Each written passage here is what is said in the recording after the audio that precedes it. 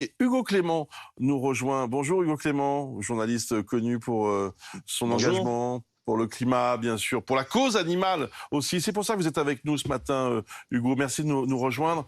Vous venez de lancer un site d'enquête, votre propre site d'enquête qui s'appelle Vaquita.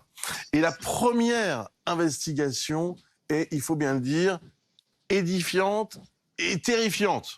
Ça concerne un des dresseurs les plus connus du cinéma français. Il s'appelle Pierre Cadéac. Avant de vous entendre, Hugo, Candice Mahout nous explique un petit peu le contenu de ces révélations. Candice. Voilà, alors Pierre Cadéac, son nom ne nous dit pas forcément grand-chose à nous, spectateurs, mais ceux qui sont en coulisses des tournages de pubs, de films, eh bien, le connaissent bien. Pierre Cadéac, c'est celui à qui on s'adresse très souvent pour faire jouer donc, des animaux dans des pubs ou des films. Il y a les petits mouchoirs, le hussard sur le toit qui sont cités notamment dans l'enquête de Vaquita, mais évidemment, c'est précisé. Bien d'autres encore. Il a participé à des centaines de films. Il possède 250 animaux dans un parc qu'il a à Fontainebleau et il peut ainsi mettre à disposition ces animaux pour les équipes donc, de tournage. Alors, vous connaissez pas son nom, mais vous l'avez peut-être vu quand même dans cette vidéo qui a beaucoup circulé sur les réseaux au printemps dernier. C'est l'association Paris Animaux Zoopolis qui l'a diffusée. On voit justement Pierre Cadéac frapper très violemment l'un de ses rapaces qui ne lui obéit pas. Je pourrais te régaler, voler, faire tout. Et ça, vous l'avez ça? Ah mais merde alors. Ah mais ça, alors là, ça c'est incroyable ça. Voilà, c'était un pigargue à tête blanche. Alors à ce moment-là, on peut se demander si c'est un acte isolé ou alors, au contraire, si ça cache tout un système de maltraitance. Et c'est ce à quoi s'est intéressée justement l'équipe de Vaquita. Au total, 15 personnes ont accepté de témoigner devant la justice dans une plainte déposée contre Pierre Cadéac. Et 3 d'entre elles donc, témoignent dans votre document, Hugo Clément, et dans celle de l'équipe de Vaquita. Et notamment, il y a une employée qui assiste au tournage d'un clip avec un aigle qui survole une ville. C'est pour le groupe General Electric. On a l'impression que c'est un aigle libre qui est en train de voler au-dessus de la ville et en fait, l'animal était attaché par les pattes au sol. Les ailes étaient actionnées manuellement par les dresseurs. Comme une marionnette? Comme une marionnette, exactement. Elle n'en pouvait plus, elle était hyper stressée et donc elle a fait un malaise en fait.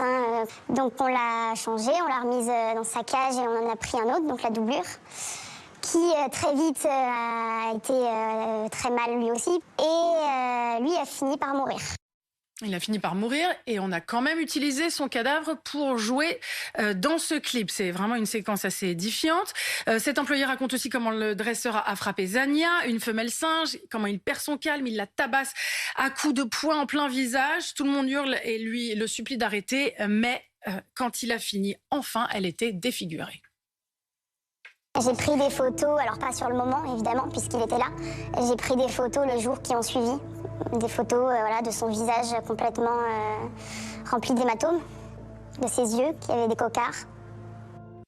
Alors, des poules ensuite jetées au loup vivantes après un tournage, un ourson tabassé après un biberon. Il y a d'autres exemples comme cela. En quelques mots, la méthode de Pierre Cadéac décrite dans l'enquête de Vaquita, c'est affamer, menacer de frapper et frapper. Alors, vous expliquez aussi dans l'enquête, Hugo Clément, que vous avez tenté de joindre Pierre Cadéac à plusieurs reprises. Vous êtes même déplacé sur son lieu de dressage à Fontainebleau et qu'il n'a pas souhaité vous répondre. Alors, lui, par l'intermédiaire de médias interposé sur un autre plateau, aussi explique que tout est faux. Il dément catégoriquement à peu près tout. Les poules n'ont jamais été jetées au loup. L'ourson n'a jamais été tabassé. Il est plus vague même sur quand même certains autres cas. Mais en effet, pour le moment, lui nie à peu près tout en bloc. Hugo Clément, vous maintenez toutes vos accusations et toutes vos révélations. On maintient tous nos témoignages. Vous savez, il y a 15 personnes qui ont accepté en leur nom, parce que ceux que vous voyez qui sont anonymes dans notre enquête témoignent en leur nom dans notre plainte. Ils sont anonymes parce que, enfin certains d'entre eux le sont, il y en a d'autres qui ne le sont pas, parce que Pierre Cadéac, c'est quelqu'un de très puissant dans le milieu du cinéma et ces gens n'ont pas forcément envie que leur carrière s'arrête. Mais par contre, dans la plainte, devant la justice, devant les tribunaux, ils iront en leur nom témoigner. Donc il y a quand même 15 collaborateurs directs de Pierre Cadéac qui ont travaillé parfois avec lui pendant plusieurs mois, plusieurs années, qui témoignent témoigne. Et on dévoile ce matin un nouveau témoignage d'une personne qui n'est pas anonyme, une journaliste qui a assisté à un acte de maltraitance de Pierre Cadéac en 2016 alors qu'elle était en train de tourner chez lui. Et Pierre Cadéac aurait frappé un ours à coups de matraque. C'est ce que décrit cette journaliste qui travaille pour une grande émission de télévision. Donc il y a de nouveaux témoignages qui nous arrivent depuis la publication de l'enquête. Donc on s'approche des 20 personnes, des 20 témoins. Voilà, donc Pierre Cadéac peut dire que tout est faux, que tout ça est déformé. La réalité, c'est qu'il y a au moins 15 personnes qui témoignent devant la justice. Alors, il dit, oui, en effet, il dément, mais il dit aussi autre chose. Il dit, au fond, c'est comme ça, quoi. Il dit, le dressage, c'est une façon, il faut taper et frapper les animaux pour qu'ils soient dressés. C'est ce que j'ai entendu. C'est ce qu'il dit. Il dit sur le plateau de Touche pas à mon poste, en référence à la vidéo de l'aigle que vous avez diffusée, il dit c'est comme ça, c'est un animal qui a été mal dressé, mal éduqué, et il faut en passer par là pour le dresser. Je pense que la plupart des professionnels qui travaillent avec les animaux, notamment dans les zoos ou dans les centres de soins, vous diront que évidemment frapper un animal, être violent avec un animal qui ne vous obéit pas, c'est probablement la pire manière pour arriver à l'éduquer. Et les gens qui nous écoutent, qui ont des chiens à la maison, savent très bien que c'est pas en frappant un chien qu'on l'éduque et qu'on lui apprend à nous obéir. Donc voilà, c'est une méthode qui est revendiquée par Pierre Cadéac. La masse de témoignages qu'on a vont tous dans le même sens, que dès qu'un animal ne lui obéit pas, il utilise la violence. C'est ce que disent les témoins. Et c'est le système Cadéac qui est décrit par les personnes que nous avons interrogées. Mais alors Hugo Clément, il y a un premier rapport dont vous parlez d'ailleurs dans votre document qui indique, suite à une première plainte, qu'il n'y a pas de maltraitance a priori. Il y a eu un rapport de fait. Comment vous expliquez ça ? Alors, le rapport, il n'indique pas qu'il n'y a pas d'acte de violence, puisque la vidéo, par exemple, avec l'aigle est très claire. Personne ne peut nier qu'il y a eu un acte de violence sur cet aigle. Le rapport, c'est un rapport d'inspection des lieux où sont détenus les animaux et qui conclut aux bonnes conditions de détention et qui dit que les animaux, en apparence, ne présentent pas de signes de mauvaise santé. Mais si vous voulez, c'est toujours pareil. C'est une inspection qui a eu lieu sur une journée, peut-être deux, je ne sais plus. En tout cas, une inspection ponctuelle et qui, évidemment, ne peut pas savoir sur plusieurs années, plus de 10 ans parfois, ce qui s'est passé dans les coulisses des tournages ou dans les coulisses de ce lieu de détention des animaux. Donc ce rapport, il dit que à l'instant T où les inspecteurs se sont rendus sur place, il n'y avait pas de problème à constater. Mais il y a plein d'acteurs qui ont travaillé avec Pierre Cadéac et qui disent aussi qu'eux n'ont jamais été témoins d'actes de maltraitance. On ne dit pas dans cette enquête que c'est une maltraitance qui arrivait tous les jours à tous les endroits. Ce qu'on dit et ce que disent les témoins, c'est qu'il y a eu de nombreux actes de maltraitance devant témoins et que ces actes sont aujourd'hui mis à jour par notre enquête. Pourquoi personne n'a rien dit, Hugo Clément? Est-ce que c'est parce qu'il y a une prise de conscience depuis quelques années maintenant de ce qu'est cette maltraitance animale? Est-ce que c'est parce que cet homme est très puissant dans le milieu du cinéma et que bon, on cachait un peu tout ça? Si vous voulez, c'est un peu les deux, je pense, Bruce.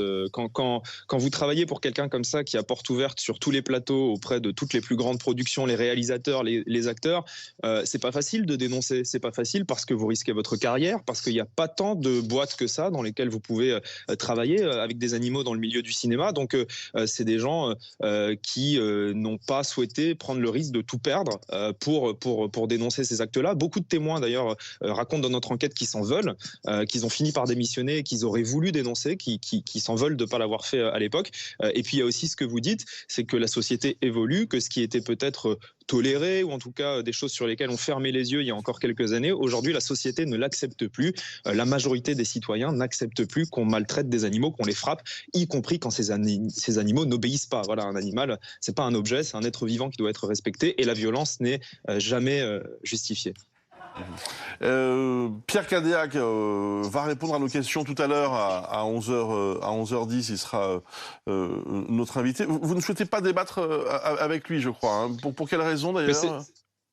Parce que si vous voulez, moi c'est pas un débat. Moi je suis dans mon rôle de journaliste. On a fait une enquête, on a dévoilé des témoignages.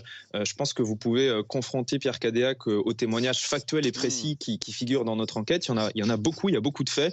Il y a le témoignage qui a été dévoilé ce matin, je le rappelle, d'une journaliste de télévision qui accuse Pierre Cadéac, qui dit qu'elle l'a vu de ses propres yeux frapper un ours avec une matraque. Vous pouvez lui demander des éclaircissements sur ces points. Nous on a cherché à le joindre, Pierre Cadéac, pendant plusieurs semaines. On a tout tenté. On a tenté des mails, on lui a envoyé les éléments de notre enquête pour le faire réagir, on l'a appelé, on s'est déplacé sur place, on a eu son secrétariat au téléphone, on a laissé des messages sur sa messagerie, il n'a pas souhaité nous répondre. Là, je pense que maintenant, il va sur les plateaux de télévision parce qu'il est un peu obligé suite à la publication de l'enquête, mais on lui a donné la possibilité de répondre sur chacun des faits, il n'a pas souhaité la saisir. Si vous aviez pu le rencontrer et l'interviewer pour le site Vaquita, quelle première question lui auriez-vous posée, ou quelle question importante lui auriez-vous posée? On aurait posé les questions factuelles sur les témoignages. On lui aurait demandé, est-ce que c'est vrai, monsieur Cadéac, que tel aigle vous l'avez frappé, que tel ours à tel moment vous l'avez frappé? Est-ce que c'est vrai que vous avez réalisé ce clip pour General Electric avec le cadavre d'un aigle? Est-ce que c'est vrai que le système d'affamer les animaux était régulier chez vous? Est-ce que c'est vrai qu'une chouette est morte sur un retour de tournage parce que vous ne l'aviez pas assez nourrie? Voilà, on peut continuer comme ça pendant 10 minutes, parce qu'il y a beaucoup de faits qui sont décrits par beaucoup de témoins différents. Et je le rappelle une nouvelle fois, ce sont 15 personnes qui ont travaillé directement avec Pierre Cadéac, qui témoignent en leur nom et non pas de manière anonyme dans une plainte qui est déposée par l'association Paris Animaux Zoopolis, et qui donc sont prêts à témoigner en leur nom devant la justice. Merci Hugo Clément, merci pour votre intervention ce matin. Je rappelle qu'on vous retrouve sur France Télévisions, bien sûr, que votre dernier livre, dont voici la couverture, Les lapins ne mangent pas de carottes, est publié chez Fayard. Et donc, il y a ce nouveau média que vous lancez, Vaquita.fr. Merci d'avoir répondu à nos questions ce matin. Merci aussi à Candice.